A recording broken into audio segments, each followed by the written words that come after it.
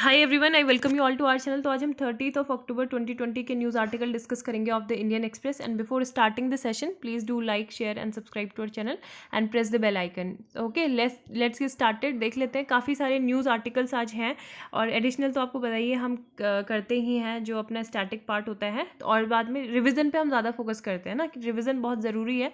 Revision is की of मतलब anything, सारी चीज़ों की सब जब तक आप रिवीजन नहीं कर रहे हो तो आपके जो 30 से 40 मिनट है वो वेस्ट है ना। तो इस वजह से आपको रिवीजन भी टाइमली करते रहना चाहिए।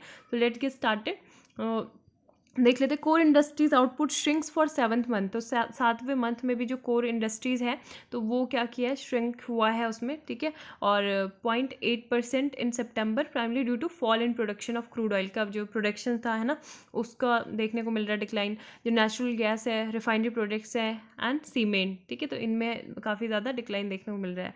तो यहाँ पे हमने पहले भी बात की थी कि कोर इंडस्ट्री क्या होता है, एक तरह से बैकबोन होती है बाकी की जो इंडस्ट्रीज़ होती हैं, क्योंकि अगर ये श्रंक करती है तो बाकी की इंडस्ट्रीज़ पे इस पर कास्केडिंग इफेक्ट पड़ता है ना, सारी चीज़ों पे। तो ये एक तरह से बैकबोन इसको बोला जाता है हमारी ग्रोथ के लिए, इकोनॉमी की। तो यही अभी सही नहीं है। अब यहाँ पे देख लो कौन कौन सी 8 इंडस्ट्रीज़ होती हैं, जूम इन कर देती हूँ ताकि आपको ये याद भी हो जाए। 8 कोर सेक्टर इंडस्ट्रीज़ हैं, इसमें कोयला, क्रूड ऑयल, नेचुरल गैस, प्राकृतिक गैस, refinery products, fertilisers, steel, cement and electricity, ठीक है। तो इनको याद कर लो, 8 कोर इंडस्ट्रीज़ हैं and these industries account for 40.27%, ठीक है। 40.27% जो है index of industrial production, IIP में कितना कॉन्ट्रीब्यूशन इनका रहता है, 40.27%, ठीक है। डिक्रीजिंग ऑर्डर में भी ये देख सकते हो कि electricity, steel, coal, crude oil, natural gas, cement, fertilisers. And अगर हम बेस ईयर की बात करें, IIP कैलकुलेशन की 2011 से 12 है, ठीक है। और अभी हमने एक स्पेसिफिक जो सेक्टर था, सेगमेंट IIP का ही, जिसका बेस ईयर चेंज हुआ है, तो प्लीज़ आप वो कमेंट सेक्शन में बताइएगा या फिर आप नोट डाउन करें, एक बार ज़रूर उसको गूगल करें कि कौन सा वो सेक्शन किस स्पेसिफिक सेक्टर का चेंज हुआ है। देन सिग्निफिकेंस ऑफ IIP की बात करें तो ये एक जो प्रोडक्शन का फिजिकल वॉल्यूम होता है उसको भी मेजर करती है, और ये किसके द्वारा यूज़ किया जाता है, जो इसका डेटा होता है, इसका डेटा सरकार यूज़ करती है, जो सरकार की एजेंसियाँ होती हैं, ठीक है, एजेंसीज होती हैं गवर्नमेंट की, और साथ में जो वित्त मंत्रालय होता है, ministry of finance and reserve Bank of India, ठीक है, RBI, जब ये पॉलिसी मेकिंग करते हैं किसी भी चीज़ की तब इनका डेटा यूज़ होता है। एंड एक्सट्रीमली रिलेवेंट है ये, जो भी क्वार्टरली कैलकुलेशन होती है जो हमारी GDP के लिए, एस्टिमेट्स के लिए, उसको एडवांस करने के लिए, ठीक है। तो इतनी रिलेवेंट है ये। दूसरी बात ये है कि ये इंडेक्स है that shows the growth rates in different industry groups, the economy is a fix period of time and compile की जाती है एंड पब्लिश की जाती है monthly by the NSO, national statistical office and ministry of statics and programme implementation, ठीक है। तो ये चीज़ें याद रखना। एंड कंपोजिट इंडिकेटर है, मेजर जो ग्रोथ रेट है इंडस्ट्री का, है ना, तो वो है ब्रॉड सेक्टर्स में, जैसे माइनिंग, मैन्युफैक्चरिंग, इलेक्ट्रिसिटीज़ होते हैं। यूज बेस्ड जो सेक्टर होते हैं, बेसिक गुड्स जैसे कैपिटल गुड्स, इंटरमीडिएट गुड्स होती हैं। तो ये आप क्वेश्चन का आंसर अब करिए, which of the following are not core industries, ठीक है। तो ज़्यादा अगर ध्यान से अगर नहीं सुना है तो आप नहीं कर पाएंगे ऑब्वियसली, लेकिन आपने अभी जो डिस्कशन था वो सुनने में आपने ज़्यादा फोकस किया है, तो you will able to write the correct answer है। Which of the following are not core, कौन सी कोर इंडस्ट्री नहीं है, तो पहला है कोल, दूसरा सीमेंट, स्टील, मैन्युफैक्चरिंग, 5 है टेक्सटाइल, ठीक है। तो ये आपको चूज़ करके बताना है क्या है करेक्ट आंसर। नेक्स्ट न्यूज़ देख लेते हैं। NITI Aayog releases draft act rules for state on land titling, है ना। तो आपको बताया कि अगर जैसे कोई भी जो लैंड रिलेटेड जो लिटिगेशंस हैं वो काफ़ी ज़्यादा मतलब पेंडिंग में है ना, लैंड टाइटलिंग फ्रेमवर्क से रिलेटेड, तो इसमें ये क्या होगा, ये एक फ्रेमवर्क सेटअप किया जाएगा जो इम्प्रूव करेगा कि अगर किसी इंफ्रास्ट्रक्चर प्रोजेक्ट के लिए लैंड का एक्विजिशन करना है ना, या फिर जो लैंड रिलेटेड लिटिगेशंस है उनको रिड्यूस करना, उस पर ये काफ़ी ज़्यादा हेल्प करेगा, ठीक है। तो ये जो गवर्नमेंट का थिंक टैंक है नीति आयोग, ठीक है, तो इनका ये ड्राफ्ट एक्ट इन्होंने रिलीज़ किया है और इसमें यही चीज़ बोला गया है कि ये प्रोवाइड करेगा कि जितने भी कोई भी व्यक्ति और aggrieved by an entry in the record of titles में file an objection before title registration officer within 3 years from the date of such notification, ठीक है।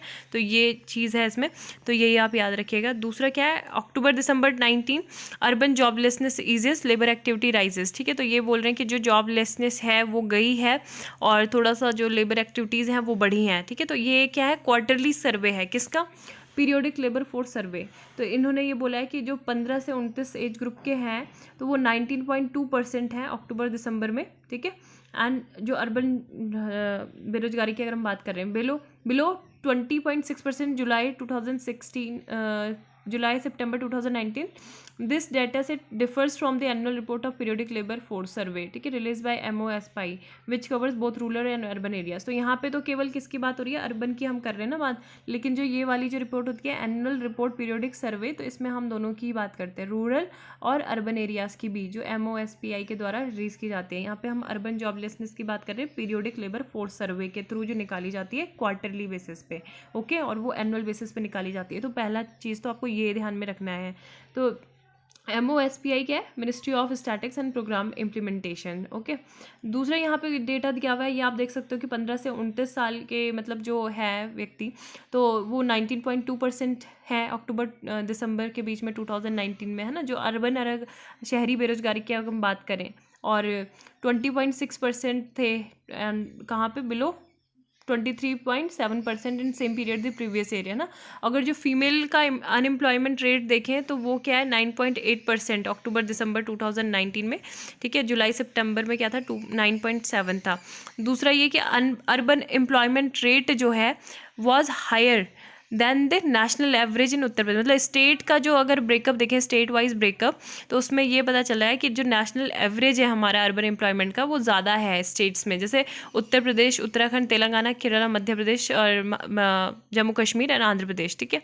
और unemployment data for urban areas is released quarterly. This data set officers from the annual report of periodic labor force survey, ठीक है. ये जो है ये हम ऑलरेडी डिस्कस कर चुके हैं, बोथ सर्वे करते हैं रूरल एंड अर्बन एरियाज पे, ठीक है. लेबर फोर्स पार्टिसिपेशन रेट देख सकते हो कि ये बढ़ा है 37.2% से अक्टूबर दिसंबर. तो यही इंपॉर्टेंट है यहाँ पे डेटा जो याद रखना है. बाकी आपको ये पता है कि अमेजोन के सपोर्ट में ये आया था, जो SIAC का जो जजमेंट इन्होंने दी थी, है ना. SIAC क्या था, सिंगापुर इंटरनेशनल आर्बिट्रेशन सेंटर था, है ना. तो इन्होंने फ्यूचर रिटेल और जो यहाँ के जो इनके प्रमोटर्स थे और जो रिलायंस रिटेल के साथ में इनकी डील चल रही थी फ्यूचर ग्रुप की, इसको एक्वायर करने वाली पूरी, तो इस पर अभी क्या स्टेल होल्ड लगा दिया है ना. जो 24,713 करोड़ की जो डील थी, है ना, अगस्त में जो हुई थी, कि जो फ्यूचर रिटेल है वो अपना wholesale, logistic, warehousing unit जो है रिलायंस रिटेल को और फैशन स्टाइल को दे देगा, है ना.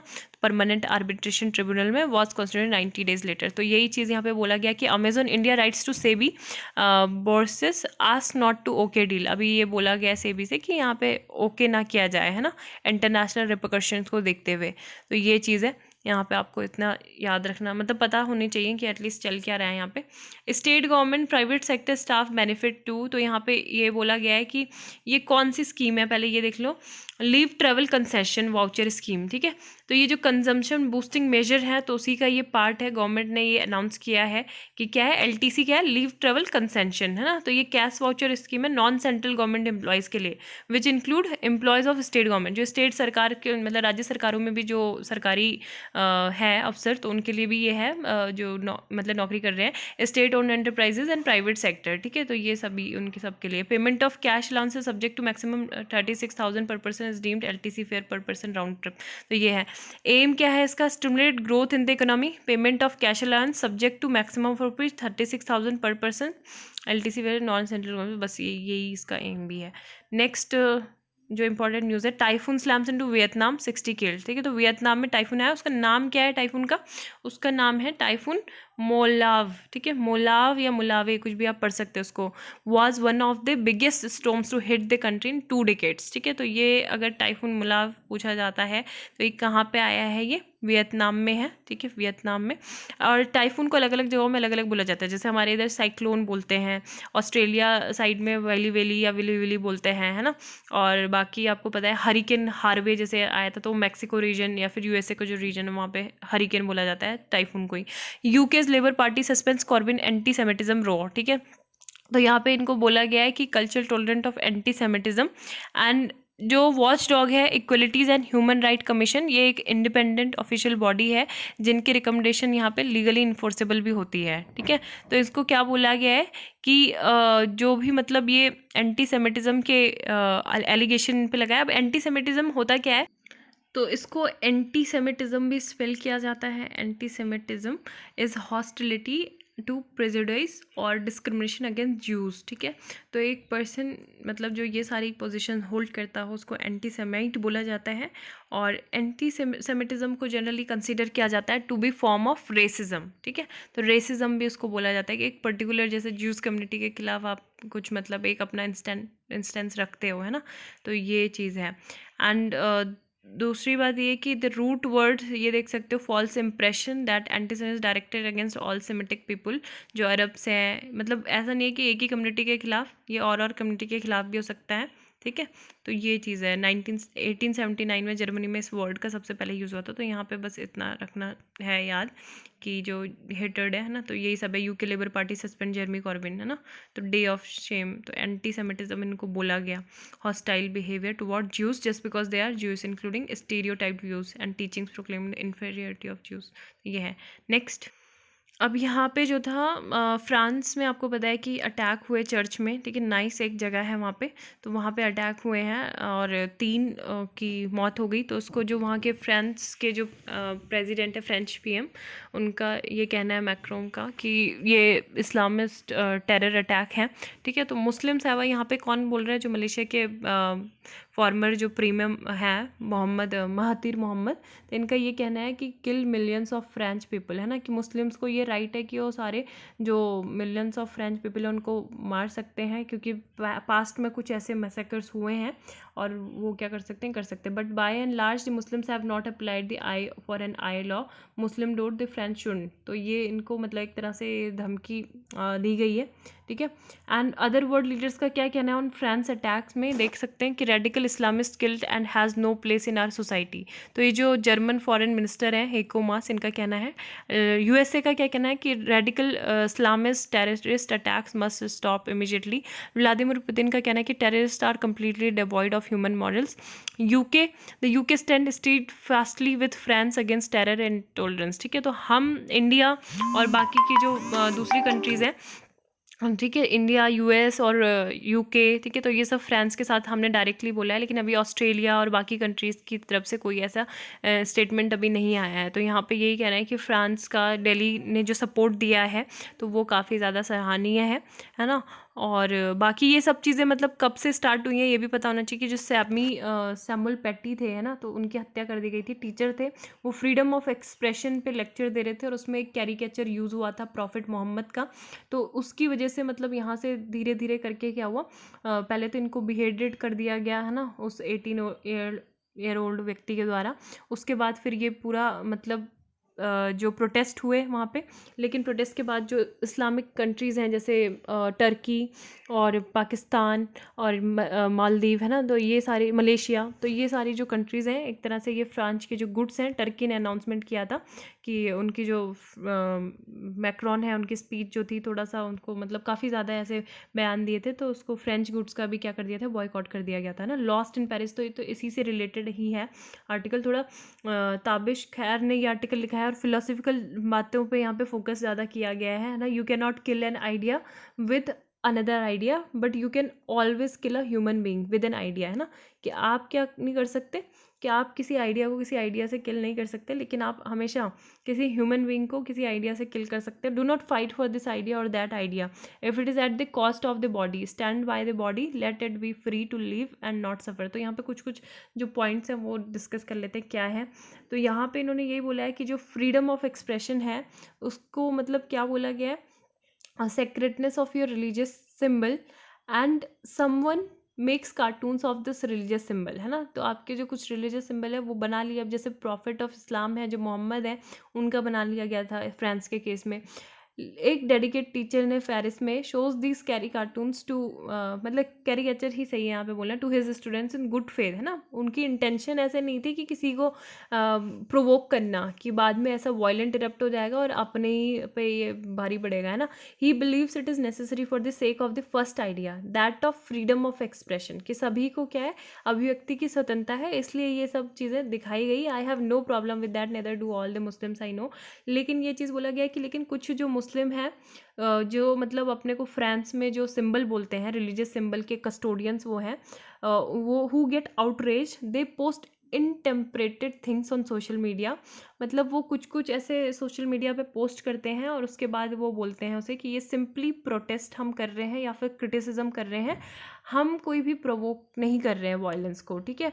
But they do and up provoking an angry confuse young man who beheads the teacher that had shown the cartoons on to his student and dutifully shot down by police officer, ठीक है। तो उसके बाद मार दिया गया था police officer के द्वारा।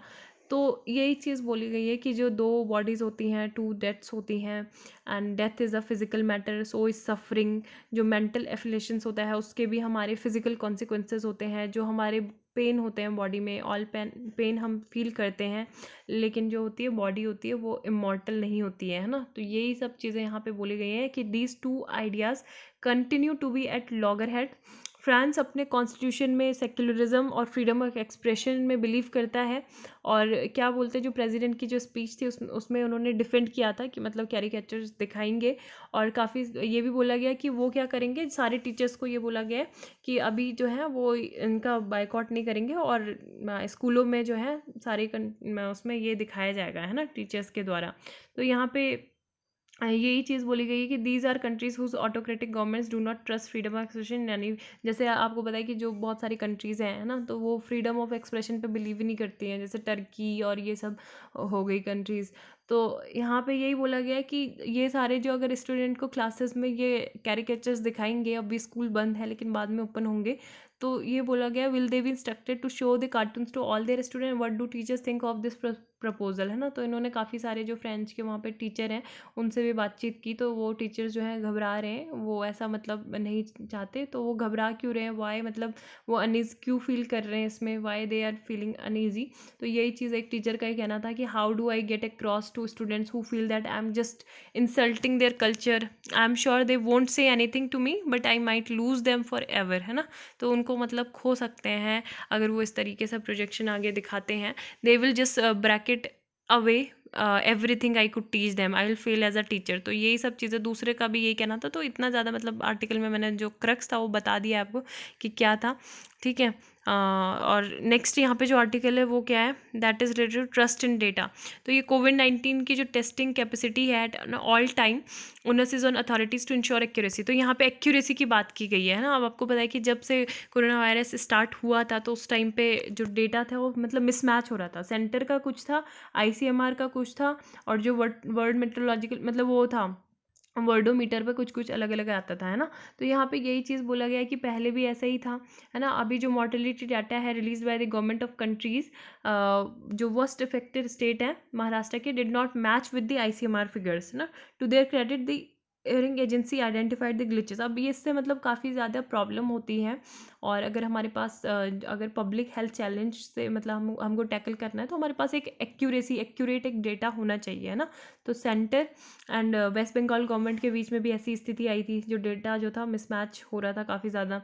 तो ये चीज़ बोला गया है कि अब जो यहाँ पे जो लेबोरेटरीज़ के कुछ डायरेक्टर हैं उनका भी ये कहना है कि अथॉरिटीज़ जो हैं कुछ डिस्ट्रिक्ट की, वो क्या कर रही हैं, टेस्टिंग प्रोसेस को कंट्रोल कर रही हैं। क्यों कर रही है टेस्टिंग प्रोसेस को कंट्रोल, अब जितनी कम टेस्टिंग होगी उनका जो स्कोर कार्ड है वो अच्छा बना रहेगा ना, गुड कैटेगरी में आएगा वो, इस वजह से वो उसको कंट्रोल करना चाह रही हैं।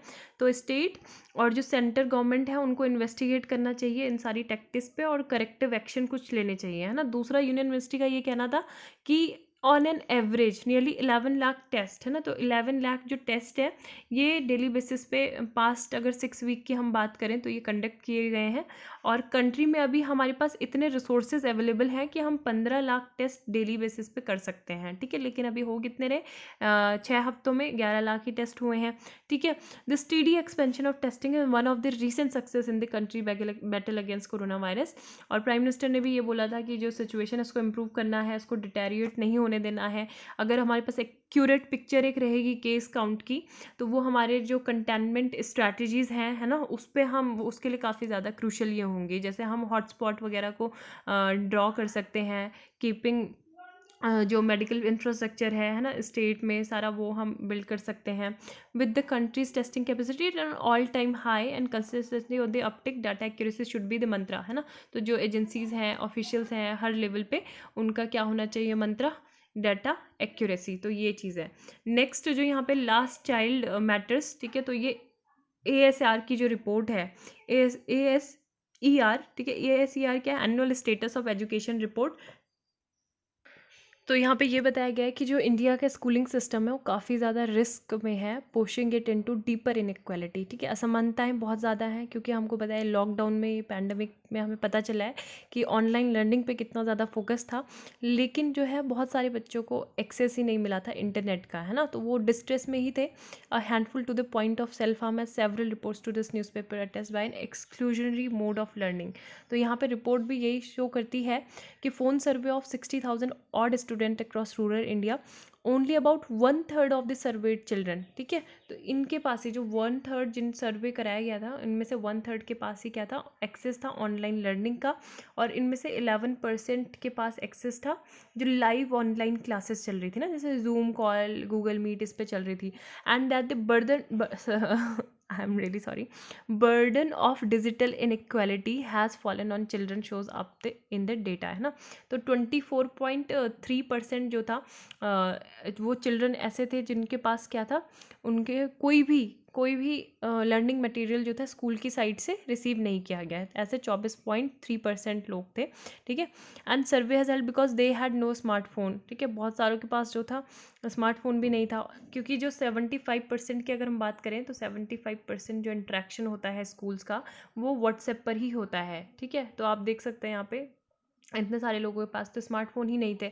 अब यहाँ पे ये चीज़ बोला गया है कि that 11% of parents bought a phone, है ना, लॉकडाउन के टाइम पे 11% जो पेरेंट्स हैं वो फ़ोन भी परचेज़ किया था उन्होंने, स्मार्टफोन, ताकि चिल्ड्रंस की लर्निंग पे इंटरप्शन ना हो। लेकिन उसके बाद भी ये सारी चीज़ें थी। तो यहाँ पे यही बोला गया है कि what schools both private and public have done well in is reaching text books and worksheets to 80% of student. ASR की जो ASER की जो रिपोर्ट है ये एक स्नैपशॉट देती है of the churn in the education system, ठीक है। और जो भी डिसएडवांटेज हैं, कि वो जो इनहेरिटेड डिसएडवांटेज हमारे हैं, जो हमारे क्वालिटी ऑफ लर्निंग पे को अफेक्ट करते हैं, तो ये इसको मतलब किस तरीके से टैकल किया जा सकता है। और रिपोर्ट मैप्स अ क्राइसिस, तो यहाँ पे कुछ पॉसिबिलिटी भी देती है, जहाँ पे एक तरफ क्राइसिस बताए गए हैं कि अगर प्राइवेट स्कूल की बात करें, it is a prod to rethink an online only mode of learning for government school, the growth is footfall in opportunity to improve the quality of teaching and retain students, ठीक है। तो यही सब चीज़ें, अब जैसे जो साउथ के जो स्टेट हैं, इंडियन स्टेट, तो वहाँ पे काफ़ी बेहतर काम किया गया है गवर्नमेंट स्कूल में। देखो, अब प्राइवेट स्कूल में तो हम फोकस कर सकते हैं कि ऑनलाइन जो एजुकेशन है उसको काफ़ी इंकरेज किया जाए, उसी को आगे भी कंटिन्यू कर सकते हैं थोड़ा थोड़ा, मतलब डिजिटल एजुकेशन। लेकिन अगर गवर्नमेंट की अगर हम बात करें तो यहाँ पे अलग मेथड होने चाहिए टीचिंग के, ठीक है। गवर्नमेंट स्कूल जैसे कर्नाटका, केरल जो थे, इन्होंने लॉकडाउन में काफ़ी बेहतरीन काम किया था, तो उनका जो एक्सपीरियंस है, जो पास्ट डिकेड में उन्होंने इन्वेस्टमेंट किया है पब्लिक स्कूल सिस्टम में, जो क्या करता है, मल्टीप्लाइज अपॉर्चुनिटी मैनफोल्ड, है ना, तो उसको हम फोकस कर सकते हैं। जैसे दिल्ली गवर्नमेंट ने भी एक मतलब shown that it makes for good politics, है ना, एजुकेशन सेगमेंट में उन्होंने इन्वेस्टमेंट किया है।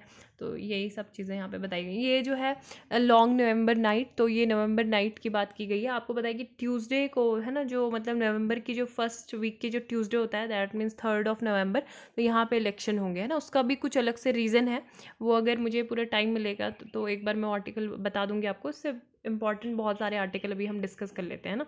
तो in Pompeo's Indo Pacific tour, a message to China, takeaways for India, तो यहाँ पे जो आर्टिकल है, अभी आपको पता है कि 2+2 डायलॉग हुआ इंडिया और मतलब इंडिया और यूएसए के बीच में, जहाँ पे बेका भी साइन किया गया था, ठीक है। तो यहाँ से उसके बाद सीधा जो यूएस के जो सेक्रेटरी हैं स्टेट, माइक पॉम्पियो, तो ये कहाँ चले गए, ये है माइक पॉम्पियो, ठीक है। तो ये गए जो इंडियन ओशियन कंट्रीज़ हैं, जैसे कि श्रीलंका और मालदीव्स और साथ में इंडोनेशिया, ठीक है। तो यहाँ पे ये गए। अब ये इंडो पैसिफिक क्यों मैटर करता है, बहुत ज़्यादा मैटर करता है ना, क्योंकि यहाँ पे हमेशा चाइना की नज़रें रहती हैं। चाइना आपको पता है मैसिव इन्वेस्टमेंट इन कंट्रीज़ में कर रहा है। जैसे श्रीलंका की अगर बात करें तो वहाँ पे क्या है, हम्बनटोटा पोर्ट है ना, तो हम्बनटोटा पोर्ट में वो इन्वेस्टमेंट कर रहा है। और दूसरा, अगर हम मालदीव्स की बात करें तो मालदीव्स में भी चाइना ने काफ़ी कुछ चीज़ें मतलब की हैं, और डेट ट्रैप में भी ये कंट्रीज़ जा रही हैं, है ना। तो इस वजह से भी यहाँ पे क्या है, मैसिव अपॉर्चुनिटीज़ हैं हम सारी कंट्रीज़ के लिए। और यहाँ पे ये चीज़ थी कि ऑस्ट्रेलियन जापानीज़ फॉरेन मिनिस्टर जो क्वाड ग्रुपिंग हुई थी, तो ये बहुत ज़्यादा केयरफुल भी थे, है ना, कि हम ऐसा नहीं कर रहे कि एंटी चाइना ट्रायड हम ज्वाइन कर रहे हैं, है ना, क्योंकि उससे चाइना को और ज़्यादा प्रोवोक होता और ज़्यादा कुछ वो स्टेप भी ले सकता था। लेकिन पोम्पियो जो है, माइक पोम्पियो, इन्होंने साफ साफ कहा हर विजिट में, इनका एक ही बात, एक ही चीज़ इनकी कहनी है कि जो चाइनीज़ कम्युनिस्ट पार्टी है वो लॉलेस है and they do not respect international rules, ensnare small countries into debt traps and make irredentist claims on territory that fall within the boundaries of other nations। ठीक है, तो ये बार बार किसका कहना था? इनका, माइक पॉम्पियो का कहना था, हर कंट्रीज में जब भी ये विजिट कर रहे थे। तो all three countries Pompeo visited, Sri Lanka, Maldives, Indonesia, are strategically vital to Chinese president Xi Jinping की जो BR है, ठीक है, बेल्ट एंड रोड इनिशिएटिव है, उसका काफ़ी ये पार्ट है, ये तीनों ही countries. China's appears strongest in Sri Lanka, where it has control of Hambantota port, is making a terminal at the Colombo port and a new city of Colombo seafront, and is involved in a slew of other infrastructure projects, है ना। तो मैंने आपको already बता दिया है कि ये बहुत ज़्यादा इंपॉर्टेंट है। क्यों है इंपॉर्टेंट? BRI का भी यहाँ पे क्योंकि मेजर मतलब शेयर है। 3 विजिट्स 1 थीम, है ना, तो वही 1 थीम है कि lawless and do not respect international rule, और तीनों विजिट में यही चीज़ें इन्होंने बोली है, तो कुल मिला के यही है। और 2018 में आपको पता है कि मालदीव में जो इब्राहिम सोली थे, है ना, जब वो प्रेसिडेंट बने थे, तो वो बीजिंग की ज़्यादा मतलब ज़्यादा उनका इंक्लिनेशन था। Recast is foreign policy to reflect other long standing ties including with India. There have been some voices in the Maldives against striking too close a friendship with the US and India. तो अब Indonesia की अगर हम बात करें, Indonesia आपको पता है कि वहाँ पे जकार्ता है, जकार्ता कैपिटल है इंडोनेशिया की, और एशियन जो नेशन है, ठीक है, उसका भी हेडक्वार्टर यहाँ पे ही है। तो यहाँ पे कुछ जो मेंबर हैं वो फेस कर रहे हैं चाइनीज़ के जो क्लेम है उनकी टेरिटरी में, है ना। तो यहाँ पे भी बोल दिया पॉम्पियो ने कि Indonesia and ASEAN for standing up to China और law bending nation reject the unlawful claims by Chinese Communist Party, है ना, जो साउथ चाइना सी में जो क्लेम कर रहे हैं उसको हम रिजेक्ट करते हैं। And Indonesia courages leadership on this subject with in Asian at the United Nations. तो ये कब सारी चीज़ उन्होंने बोली, तो ये इंपॉर्टेंट था, तीनों विजिट किया। Panel for Delhi air role powers what's new, है ना, तो ये इंपॉर्टेंट आर्टिकल है कि एक अभी आपको पता है हम कब से मतलब EPCA जो है, EPCA के बारे में बात करते हैं ना, जो सुप्रीम कोर्ट के द्वारा मैंडेटेड बॉडी है ना, लेकिन इसको जो है स्टैटूटरी पावर नहीं मिली है। तो स्टैटूटरी पावर ना मिलने की वजह से अब यहाँ पे क्या बोला है सरकार ने, प्रेसिडेंट साइन करेंगे commission for air quality management in national capital region and adjoining areas ordinance 2020, ठीक है, वेंसडे को, a statutory authority to track and combat air pollution in around the national capital region। तो national capital reason में air pollution को combat करने के लिए, और ये एक स्टैटूटरी अथॉरिटी होगी, ठीक है। तो यहाँ पे ये जो बॉडी है EPCA, तो उसको सुपरसीड करेगी, और साथ में जो भी सेंट्रल और स्टेट पोल्यूशन कंट्रोल बोर्ड्स है दिल्ली के, पंजाब के, हरियाणा के, यूपी के, राजस्थान के, तो उनको भी क्या करेगी, सुपरसीड करेगी, ठीक है। तो इनमें पावर होगी, डायरेक्शन इशू कर सकते हैं ये स्टेट गवर्नमेंट को, ठीक है, जो एयर पोल्यूशन से रिलेटेड होंगे। तो what does it change on the ground? सबसे पहले ये कि one body with power similar to the new commission was the environmental pollution. EPCA था, प्रिवेंशन एंड कंट्रोल अथॉरिटी। इनका ये कहना है कि ये मतलब स्टैटूटरी बॉडी नहीं थी, लेकिन इसकी जो लेजिटिमेसी थी वो कहाँ से आती थी, सुप्रीम कोर्ट से, है ना, which has been looking at cases of air pollution as part of the judgment. जो MC Mehta versus Union of India 1988 case था, तो वहाँ से इसको पावर मिलती है।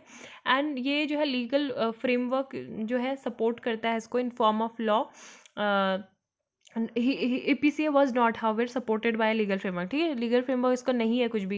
It did have the authority to issue fines कर सकती है, डायरेक्शन दे सकती है, गाइडलाइंस दे सकती है गवर्नमेंट को, जो स्टेट गवर्नमेंट में है वहाँ पे, लेकिन इसके जो है स्टेट के रिप्रेजेंटेटिव्स में नहीं होते हैं, केवल 2 परमानेंट इसके मेंबर होते हैं कमीशन के। On the other hand will have representative from the state, ठीक है, तो ये चीज़ है। What is the role of the commission vices versus states? तो ये बोला गया है कि ये जो है ऑर्डिनेंस बोल रहा है कि कमीशन क्या करेगा, ये कोऑर्डिनेशन करेगा जो दोनों राज्य हैं उनके बीच में, डिफरेंट स्टेट्स के बीच में, है ना, planning and execution of policy, intervention करेगा, इंडस्ट्री का ऑपरेशन, इंस्पेक्शंस होंगे, रिसर्च होगा into the causes of pollution. और ऑर्डिनेंस मतलब ये क्या हो जाएंगे, जो फाइन को इशू करने की जो पावर है वो भी इन्हीं को मिल जाएंगी, है ना, तो न्यू कमीशन को ही मिलेंगी, जो पहले EPCA करता था।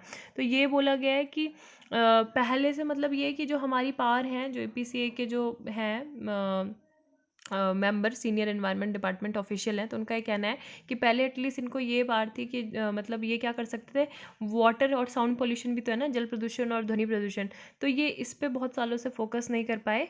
और अभी जो है एयर पोल्यूशन के ही इर्द गिर्द मतलब ये सारे जितने लॉ थे वो बनाते थे, मतलब गाइडेंस वगैरह करते थे, लेकिन अब वो बार भी इनसे छिन जाएंगी, है ना। In this case direction issued by state and the commission clash, the decision of the commission will be implemented.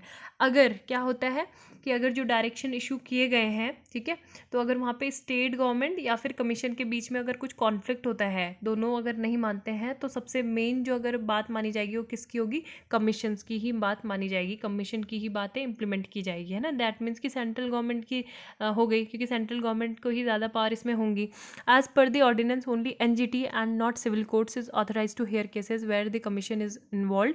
And अगर हम चैलेंजेस की बात करें तो यही चीज़ बोली गई है कि यहाँ पे जो ऑफिशियल्स होंगे वो full from the central government, ठीक है, सेंट्रल गवर्नमेंट के होंगे। तो how will state get a say with such one member each, है ना। तो taking away any say from the state government not the way go further. और political differences भी होंगे इसमें, है ना, काफ़ी ज़्यादा जो कमीशन की जो फंक्शनिंग है उसमें पॉलिटिकल डिफरेंसेस की वजह से, क्योंकि स्टेट जो है वो काफ़ी सारे जो ओवर रीचिंग पावर हैं उससे खुश नहीं रहेंगे या कुछ कॉन्फ्लिक्ट होंगे, तो ये सब चीज़ें हैं। Should you buy gold this Diwali, तो ये चीज़ बोला गया है कि गोल्ड के जो प्राइसेस हैं क्या वो लगातार आने वाले टाइम पे भी बढ़ते जाएंगे, है ना। अभी आपको पता है कि काफ़ी ज़्यादा बढ़ गए हैं, है ना, 56,000 for 10 gram in August, around 51,000 अभी हुए हैं, है ना। तो यही चीज़ बोला गया है कि हिस्टोरिकली अगर हम बात करें तो इसी तरह का अगर सिनेरियो रहता है, कोविड केसेस बढ़ते हैं और ट्रेड वॉर है जो इंडिया चाइना बॉर्डर में, वो सब चीज़ें होती है, तो ये बढ़ेंगे। तो अगर अभी गोल्ड में इन्वेस्ट करना है तो वो कर सकते हैं, गोल्ड में इन्वेस्टमेंट कैसे कर सकते हैं कि गोल्ड बॉन्ड में इन्वेस्टमेंट कर सकते हैं, ठीक है, बाय कॉइन्स और बॉन्ड्स। तो क्योंकि आपको पता है कि जो अगर जो बॉन्ड्स होते हैं वो क्या होते हैं, they are issued in the name of the investor in a paper format में वो होते हैं ना। तो यहाँ पे सेफ्टी कंसर्न का मतलब सही रहते हैं, सेफ्टी कंसर्न्स रखे जाते हैं। The bonds have a maturity period भी होता है 8 सालों का, और इन्वेस्टर के पास ऑप्शन भी होता है कि वो 5वें साल में ही एग्जिट कर जाए, है ना। तो ये सब चीज़ें भी हैं। और यहाँ पे जो Reserve Bank of India Act है 1934 का, वो प्रोवाइड करता है legal framework for deployment of reserves in foreign currency assets and gold, ठीक है। तो foreign currency assets and golds में भी रख सकते हो, तो यही इंपॉर्टेंट है। Next article that is related to as Kevadia prepares for PM's visit 2 dozen cops test positive, है ना। तो यहाँ पे हमने देखा था कि ये जो केवड़िया है कल, क्योंकि आपको पता है नेशनल यूनिटी डे भी है ना, राष्ट्रीय एकता दिवस मनाया जाता है, सेलिब्रेशन 31 अक्टूबर, 145 बर्थ एनिवर्सरी होगी सरदार वल्लभ भाई पटेल की। एकता परेड अक्टूबर 31 को भी होगी। यहाँ पे जो 12 पुलिस कमिश्नरेट्स हैं फ्रॉम अक्रॉस द कंट्री वो भी आएंगे। और one of the major highlights क्या होगी मोदी विजिट की to Kevadia, 5th after being elected as prime minister will be inauguration of the sea plane project ना। सी प्लेन प्रोजेक्ट की हमने बात की थी, जो किसको किससे कनेक्ट करेगा, will connect Statue of Unity to the Sabarmati river front in Ahmedabad, है ना, 45 मिनट फ्लाइट। तो ये बहुत इंपॉर्टेंट है, इसको आप ध्यान में रखना, सी प्लेन जो है स्टैच्यू ऑफ यूनिटी से Sabarmati river front in Ahmedabad, okay. और Statue of Unity area development tourism governance, तो ये है। Next news let's see. यहाँ पे Telangana to assign geographical coordinates to land, तो अगर आपसे ये पूछा जाएगा कि धारनी पोर्टल जो है वो किससे रिलेटेड है, तो ये an integrated land record management system है एट मोडू चिन्नापटनी विलेज इन द नेबर, मतलब यही तेलंगाना से रिलेटेड, ठीक है। तो ये धरनी पोर्टल है, इसमें रजिस्ट्रेशन वगैरह होगा, है ना, और मिनिमम ह्यूमन इंटरफेस का ये एक एग्जाम्पल है, तेलंगाना गवर्नमेंट का इनिशिएटिव है Dharani portal. When makka cheaper than bhusa, lockdown effect on state biggest crop, तो यहाँ पे जो स्टेट की जो बिगेस्ट क्रॉप है मेज़, तो उसके बारे में बताया कि वो क्रॉप मतलब जो है मक्का है 10 रुपया और भूसा है 14 है। तो makka is selling for ₹10 and wheat straw जो है ₹14 की कीमत है। तो ज़्यादा हो रही है, क्यों हो रही है वो भी देख सकते हैं यहाँ पे। और जो north of the Ganga plain है तो वहाँ पे ये ज़्यादा कल्टीवेट होती है, जैसे कोसी बेल्ट है ना, कोसी बेल्ट में ये डिस्ट्रिक्ट आते हैं बिहार के, तो यहाँ आप देख सकते हो कैसा क्लाइमेट चाहिए होता है, वो आप ज्योग्राफी की एनसीईआरटी में भी डिस्कस कर सकते हो, है ना, मतलब पढ़ सकते हो, एक बार देख सकते हो। Centre nod to ₹10,000 crore project to strengthen dams. अब प्राइम मिनिस्टर ने, अब जो आपको पता होगा कि जो विजिलेंस वीक है ना, तो उसका इनाग्रेशन किया था, तो उसके स्पीच में काफ़ी सारी बात की थी, ये करप्शन नहीं होना चाहिए और वो सारी चीज़ें, जैसे ब्रिज का उन्होंने ऑप्शन दिया था कि जो अगर जो PWD का कोई व्यक्ति है अगर वो करप्शन करता है ना, तो उसके बाद आने वाले टाइम में जो कोई उसके नाती पोते होंगे, अगर वो उस ब्रिज से जाते हैं तो टूट जाता है, तो उसके बाद ये सब चीज़ें बाद में रियलाइज़ होती है, इसलिए करप्शन जो है नहीं करना चाहिए। तो यहाँ पे देखते हुए डैम्स को भी मतलब ठीक तरीके से बिल्ड करने की बात की जा रही है ना। तो ये सारे डिसीजन जो आपको मतलब स्पीच सुननी चाहिए प्रेसिडेंट, प्राइम मिनिस्टर और जो इंपॉर्टेंट जैसे एस जयशंकर हैं, डिफेंस मिनिस्टर हैं, क्योंकि इनकी स्पीच से ही पॉलिसी का फॉर्मुलेशन होता है ना। तो ये चीज़ है। यहाँ पे इन्होंने फिर यही बोला है कि decision was taken at a meeting of the cabinet committee on economic affairs chaired by the prime minister. ठीक है, तो CEA की जो CEA जो cabinet committee on economic affairs होती है, हमेशा हेड किसके द्वारा की जाती है? प्राइम मिनिस्टर उसको हेड करते हैं। ठीक है, तो यहीं पे आपको पता चल गया। तो इसमें यही चीज़ बोला गया है कि ये जो वर्ल्ड बैंक है और एशियन इंफ्रास्ट्रक्चर इन्वेस्टमेंट बैंक है, तो यहाँ से भी इनको एक्सटर्नल एजेंसी से भी फाइनेंसिंग मिलेगी। ठीक है, फाइनेंस होगा।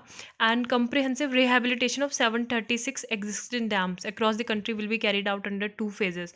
तो प्रोजेक्ट जो होगा ये इम्प्लीमेंट होगा 10 सालों में, ड्यूरेशन ऑफ 2 phases। ठीक है, 2 phases में होगा, ईच ऑफ 6 years। ठीक है, duration with 2 years overlapping from April 2021 to March 2031। तो ये चीज़ है। और इसमें जो है डैम रिहेबिलिटेशन है improvement project DRIP phase 2 and phase 3। The first phase of program was started 2012। तो यहाँ पे 223 डैम को जो था कवर्ड किया गया था इस फेज़ में। ठीक है, दूसरा ये कि इथेनॉल के जो प्राइस हैं वो भी बढ़े हैं, इथेनॉल प्रोक्योरमेंट प्राइस। और ये रॉ मटेरियल मतलब इथेनॉल को क्या करते हैं, इथेनॉल प्रोडक्शन के लिए मतलब इथेनॉल जो होता है उसको ब्लेंड किया जाता है पेट्रोल के साथ, जो कार्बन इमिशन होता है और जो हमारा इंपोर्ट डिपेंडेंस है उसको रिड्यूस करने के लिए। ठीक है, तो ये भी बड़े हैं। दूसरा ये कि CCA ने डिसाइड किया है कि जो डिमांड है जूट की, तो उसको बढ़ावा देना होगा। 20% of sugar produce in the country must be packed in diversified jute bag, है ना।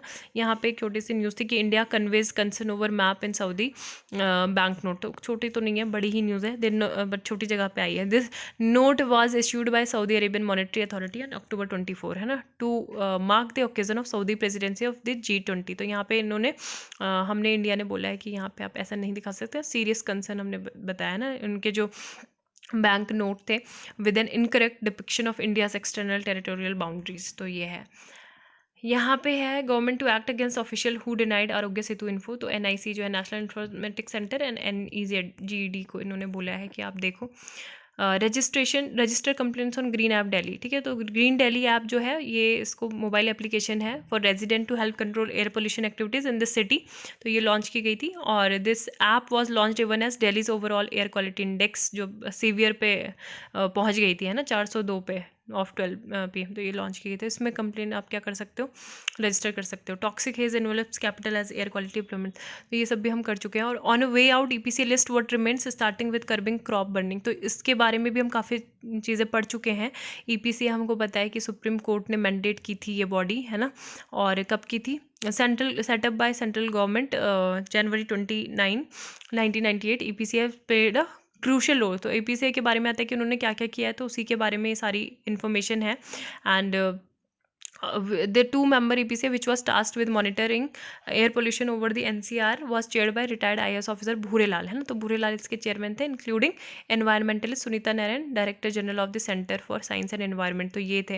एंड EPSA ने रिकमेंड किया था कि 2 बाईपास भी होने चाहिए, है ना, to move traffic not destined for Delhi away from the city 2004 में। एंड उसके बाद इसको eastern and western peripheral express बोला जाता था। 2019 में कमीशन हुए थे ये। ठीक है, और दूसरा ये है कि APCA में रिकमेंड भी किया था यूनियन गवर्नमेंट और सुप्रीम कोर्ट को कि जो country skipped the BS5 stage and rolled out the BS4 fuel by April 2020, है ना। तो 80% लेस सल्फर कंटेंट उसमें होता है ना। तो ये भी इंपॉर्टेंट था। दूसरा ये था biggest achievement was the phase wise replacement of Delhi's public transport, है ना। तो पब्लिक ट्रांसपोर्ट जो फ्लीट था, डीजल से हम CNG पे आए थे। तो स्टार्टिंग 1998 में ये EPCA ने ही रिकमेंड किया था। ये बिगेस्ट अचीवमेंट है। बाकी आपको ग्रेप तो पता ही है, ग्रेडेड रिस्पॉन्स एक्शन प्लान, जो है कि अगर NCR की जो एयर क्वालिटी है वो डिटोरिएट होती है, ठीक है, क्वालिटी ख़राब होती है, तो धीरे धीरे क्या होगा, एक सेट ऑफ इमरजेंसी मेजर्स लिए जाएंगे कि ये सारे शट डाउन कर दिए जाए, है ना। तो ये सब चीज़ें हैं। Agenda for clean air 4th generation reform need to be deliberated upon and implemented that will necessity massive agreement. तो ये सारी चीज़ें इसमें है। EPCA क्या है, environmental pollution prevention and control authority. तो बहुत इंपॉर्टेंट ये है, इसके बारे में ये सब आया है, इसको ध्यान में रखिएगा। ठीक है,